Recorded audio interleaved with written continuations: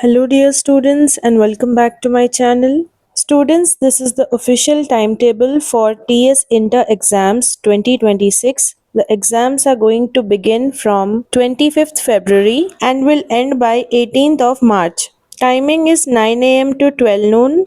So, at least one day gap you'll be getting between exams. So when first years have exams, second years have a holiday, and when second years have exam, first years are having a holiday. For CC students of inter first year, the exams will end by 12th of March, and for second year CC students, 13th of March. Students inter first year English playlist is available with easy notes and explanations, single answers, and all grammar topics.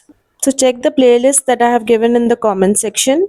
English exam for first year is on 27th Feb and for second years it is on 28th Feb. So start your preparation. All the best for your exams.